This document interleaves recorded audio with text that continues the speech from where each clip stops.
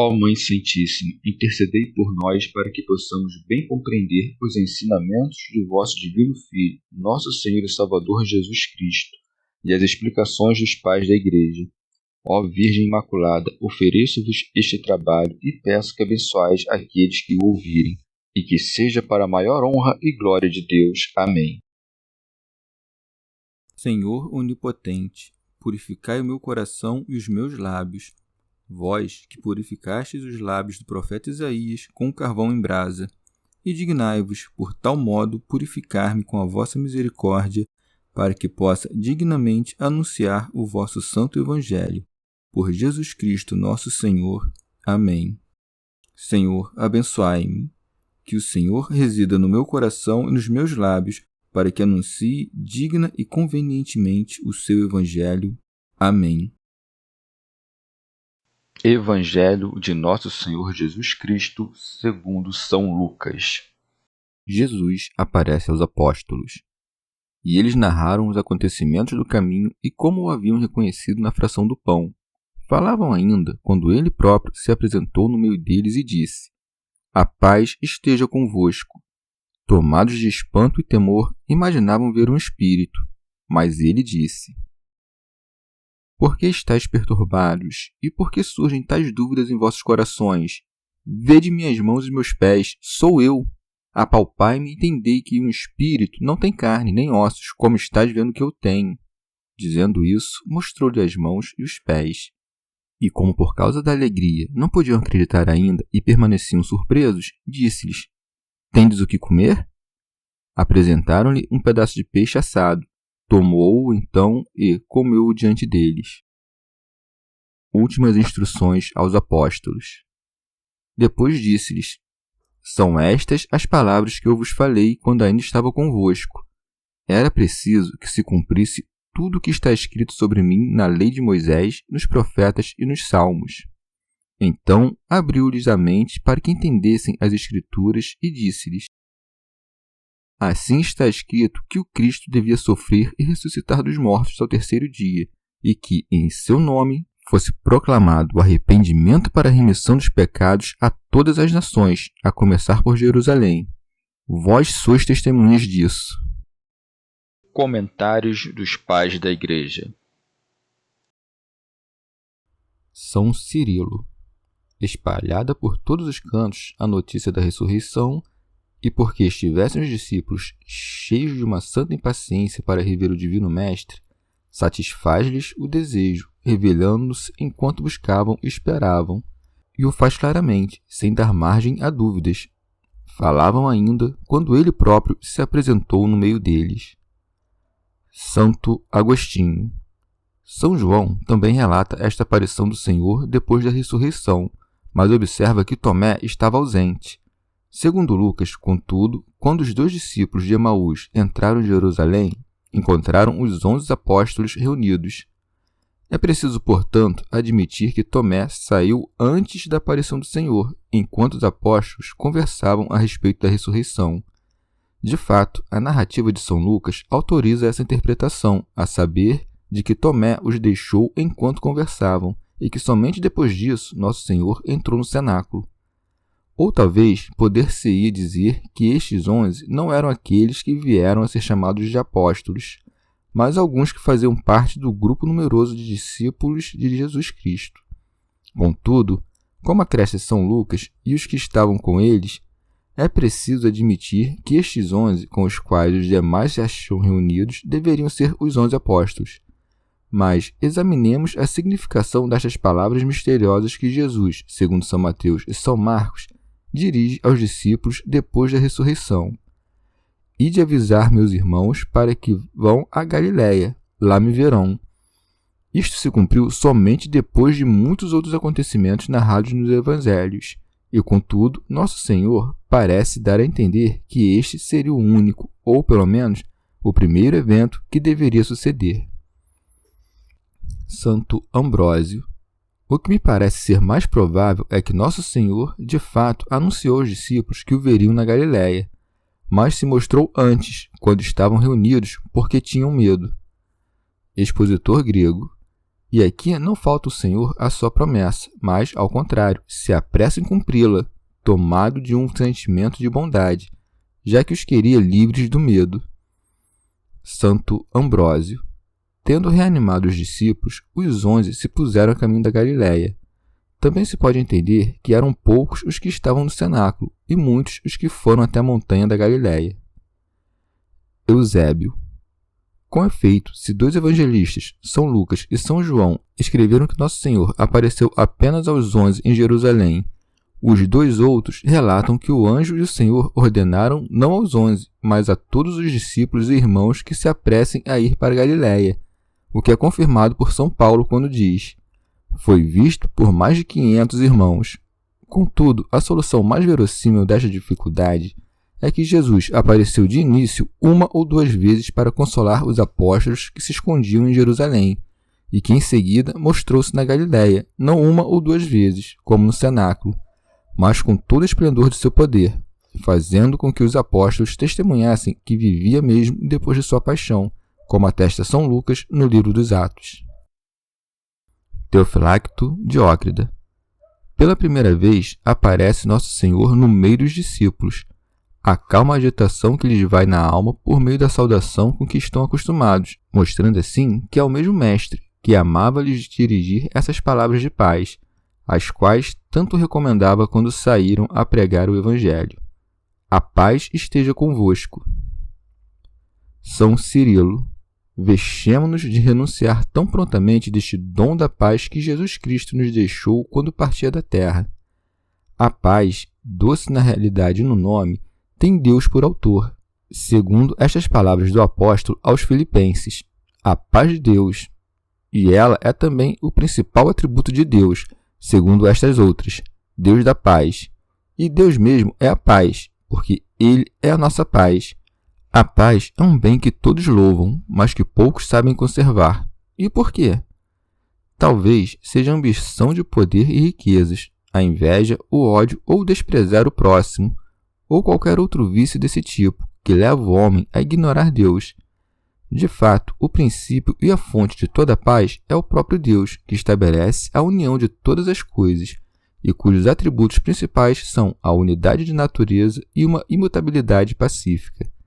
Esta paz comunica-se aos anjos e às demais potências celestes, que estão em paz com Deus e entre si. Ainda, extravasa-se sobre toda a criação, que tem por glória a tranquilidade. Enfim, fica na nossa alma por meio do amor e da prática das virtudes, e no nosso corpo pela justa proporção que impera sobre os membros e pelo equilíbrio dos elementos dos quais é ele composto. A primeira destas coisas constitui a beleza de nossos corpos, a outra, a saúde. São Beda. Os discípulos, por terem convivido longo tempo com o Salvador, sabiam que era verdadeiro homem. Mas, depois de morto, não creram que ressuscitaria no 3º dia. Por isso, cuidavam ver o espírito que havia saído de seu corpo no momento em que expirou. Tomados de espanto e temor, imaginavam ver um espírito. Esse equívoco dos apóstolos foi continuado pelos maniqueístas. Santo Ambrósio. Não cremos que São João e São Pedro, tendo presenciado todo o poder de Jesus Cristo, pudessem duvidar da sua ressurreição. Por que então São Lucas nos diz que ficaram turbados e espantados? Primeiramente, porque mistura o sentimento da maioria com o destes 2 apóstolos. Em segundo lugar, porque São Pedro, ainda que estivesse persuadido da ressurreição do Salvador, turbou-se quando viu de súbito o corpo dele atravessando as portas que estavam cerradas.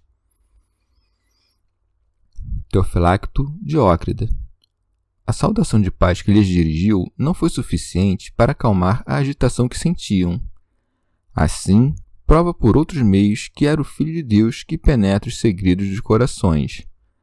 Jesus disse-lhes: por que estáis perturbados e por que surgem tais dúvidas em vossos corações? São Beda. Que pensamento eram esses, senão maus e perigosos? Jesus Cristo perderia todos os frutos da paixão se não houvesse ressuscitado. Ele aparece aqui como um hábil trabalhador que dissesse: devo colher o que plantei, ou seja, a fé que, vinda do céu, desce até o coração. Ora, tais pensamentos não vieram do céu, mas subiram da terra como ervas daninhas. São Cirilo. A prova de que este que lhes aparecia era o mesmo que havia morrido na cruz e que fora depositado no sepulcro é que não podiam esconder-lhe o que estava oculto nos corações. Santo Ambrósio. Examinemos como, segundo São João, os apóstolos creram e se alegraram, enquanto que, em São Lucas, o Salvador lhes repreende a incredulidade. Aquele, como apóstolo, não desejou senão tratar das verdades mais importantes e alteadas. Este, por seu turno, relata os eventos mantendo-se num plano mais próximo de nós. Um segue a ordem histórica dos eventos, o outro desejou abreviá-los. Não podemos duvidar do testemunho de um homem que relata o que ele mesmo viu.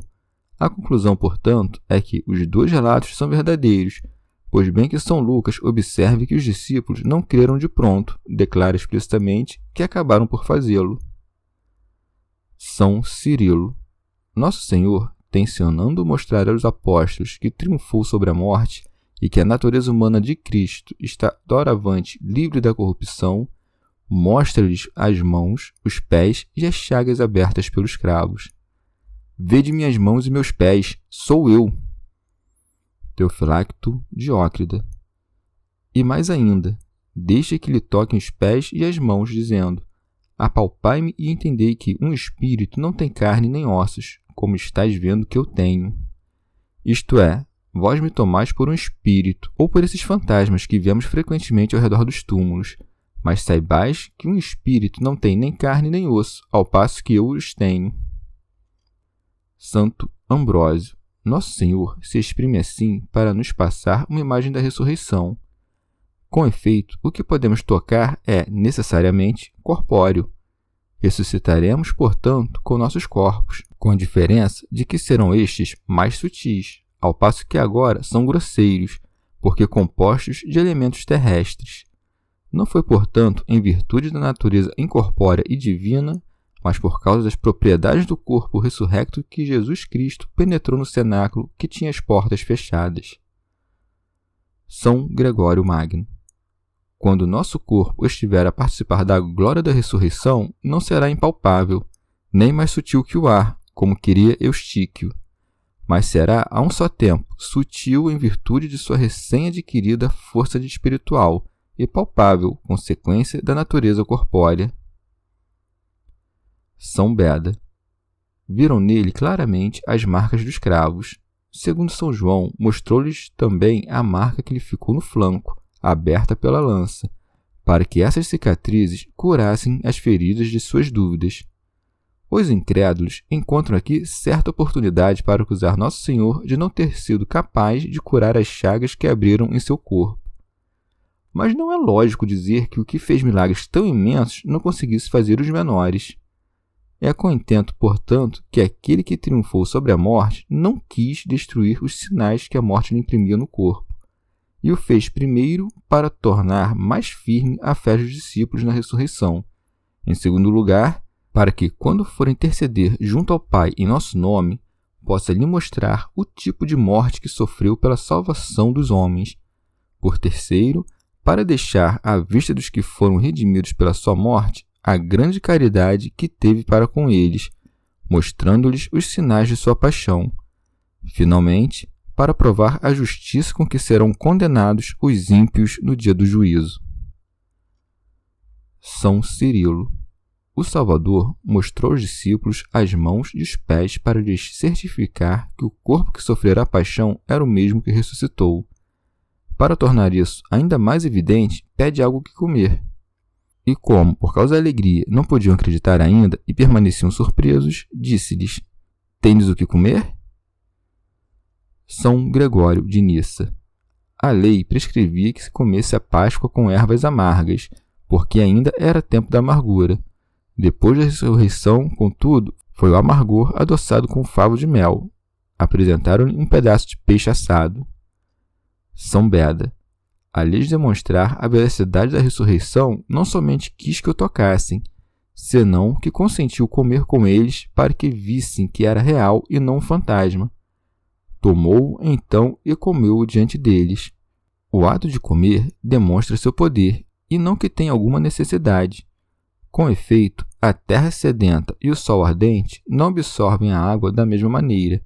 A terra o faz por necessidade, o sol por poder. Expositor grego. Mas alguém dirá: se o Senhor de fato comeu, é preciso admitir também que, depois da ressurreição, terão os homens ainda necessidade de alimentos para a subsistência. Respondo que aquilo que o Salvador faz com certo propósito não pode ser tomado por regra ou lei natural, porque em outras situações ele age diferentemente. Assim, o Salvador, na ressurreição, vai levar os corpos a um estado de incorruptibilidade, bem que tenha desejado conservar no seu próprio as chagas abertas pelos cravos e a cicatriz do flanco, a mostrar que, depois da ressurreição, o corpo permaneceu da mesma natureza, não tendo sido mudado em substância. São Beda. Se comeu mesmo depois de ter ressuscitado, não o fez por necessidade de nutrir-se, nem para simbolizar que depois da ressurreição, objeto de nossas esperanças, ainda teremos necessidade de alimentos, mas para mostrar a natureza dos corpos redivivos. Em sentido figurado, o peixe assado representa os sofrimentos de Jesus Cristo.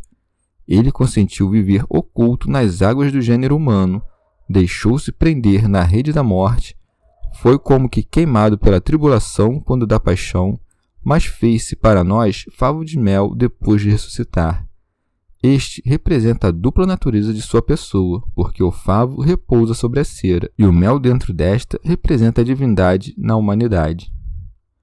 Teofilacto Diócrida. Guardam ainda esses alimentos outra significação misteriosa. Ao comer um pedaço do peixe assado, simboliza que purificou com fogo divino nossa natureza, que estava a nadar no mar desta vida, que secou a umidade que ela havia contraído nas águas profundas. Fez dela alimento divino, embora antes fosse abominável, e isto é o que representa o favo de mel. Ou então, o peixe assado é figura da vida ativa, em que o fogo do trabalho consome-lhe toda a umidade, ao passo que a contemplação está representada pelo favo de mel à conta da doçura inefável da palavra de Deus. São Beda. Depois de ter comido e de ter se deixado ver e tocar, assegurando-lhes que não deliravam, recorre Nosso Senhor às Escrituras. Depois disse-lhes: são estas as palavras que eu vos falei quando ainda estava convosco, isto é, enquanto eu ainda estava revestido dessa carne mortal que vos reveste. É a mesma carne que ressuscitou, mas algo diferente daquela dos apóstolos, ainda sujeita à morte.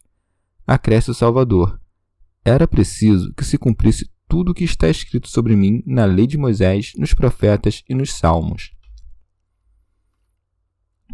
Santo Agostinho. Meditem nestas palavras aqueles que estão loucos a ponto de ousar dizer que foi por meio da magia que Nosso Senhor operava todas aquelas maravilhas, e em virtude dessa mesma arte que logrou dar a conhecer seu nome a todos os povos para que se convertessem a ele. Acaso foi por força da magia que logrou cumprir as profecias que o Espírito Santo inspirou nos profetas antes mesmo de que ele nascesse? Porquanto, se foi por meio de operações mágicas que se fez adorar depois de morto, era um mago antes de nascer, pois que um povo inteiro foi posto por Deus para vaticinar-lhe a vinda. São Beda. Depois que Nosso Senhor se deixou ver e tocar e recordou-lhes do quanto diziam as Escrituras, abriu-lhes o entendimento para que entendessem o que liam. Então abriu-lhes a mente para que entendessem as Escrituras. Teofilacto Diócrida. Se eu não fizesse, como lograriam suas almas turbadas e vacilantes estudar os mistérios de Jesus Cristo? Ensinava-os também por palavras e disse-lhes: assim está escrito que o Cristo devia sofrer, isto é, no lenho da cruz. São Beda. Teria Jesus Cristo perdido todos os frutos da paixão se não tivesse verdadeiramente ressuscitado. Acresce: e ressuscitar dos mortos ao terceiro dia. Tendo estabelecido a verdade sobre seu corpo, confia-lhes a unidade da Igreja, e que em seu nome fosse proclamado o arrependimento para a remissão dos pecados a todas as nações. Eusébio. Com efeito foi dito: Pede-me e eu te darei as nações em herança. Importava, portanto, que todos os convertidos dentre os gentios fossem purificados, por meio da virtude divina, de todo o contágio e mácula, porque haviam sido contaminados com a malícia da idolatria do demônio, e como recém-convertidos, daquela vida detestável e impudica que levavam. Por isso acresce, e em que em seu nome fosse proclamado o arrependimento para a remissão dos pecados a todas as nações, porque todos que veem a verdadeira penitência recebem de sua graça o perdão das faltas, pela expiação das quais desejou dar sua vida.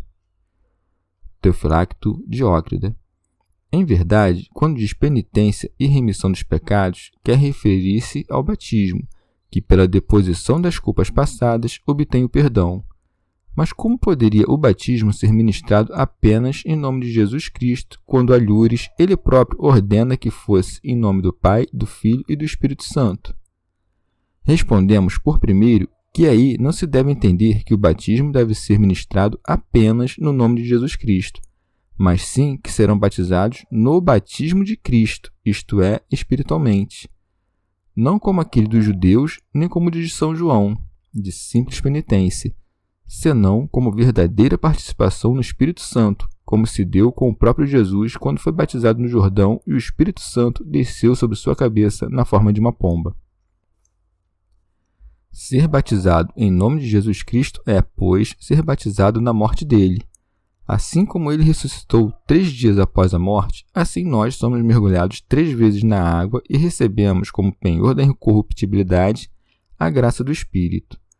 Também o nome de Jesus Cristo contém em si o Pai que unge, o Espírito Santo que é a própria unção e o Filho ungido em sua natureza humana. Não mais ficaria dividido o gênero humano em 2 povos, a saber, judeus e gentios, com o intuito de reuni-los num só povo que ordena a seus apóstolos de começar a pregação por Jerusalém e terminá-la entre os gentios. A todas as nações, a começar por Jerusalém. São Beda. E não lhes dá esse preceito somente porque os oráculos de Deus tenham sido confiados aos judeus, aos quais pertenciam a adoção filial e a glória, senão também porque Deus deseja que os gentios, mergulhados em erros distintos, concebam viva esperança de alcançar o perdão, vendo que a misericórdia divina o estendeu até aqueles que crucificaram o Filho de Deus. São João Crisóstomo. Com isso, também evitava que repreendessem os apóstolos como se estivessem a negligenciar seus concidadãos a ir se mostrar no estrangeiro. Ordenou, portanto, que as provas da ressurreição fossem entregues por primeiro a seus próprios algozes, e nesta mesma cidade onde se perpetrou esse ato profano, quando os homens que o crucificaram passam a crer, está aí demonstrada a ressurreição. Eusébio. Ora, se tudo o que predisse Jesus já estava se cumprindo, e se a fé do mundo inteiro reconhecia o poder e eficácia de sua palavra, já é tempo, doravante, de crer no autor desta palavra, e de reconhecer também que ele necessariamente é Deus, e que as obras divinas que opera estão em conformidade com suas palavras. É que se cumpre por meio do ministério dos apóstolos. Vós sois testemunhas disso, isto é, da minha morte e ressurreição. Chegamos ao fim de mais um dia de comentários da Catena Áurea. Muito obrigado por ficarem até aqui, que Nossa Senhora derrame suas graças sobre nós e até amanhã.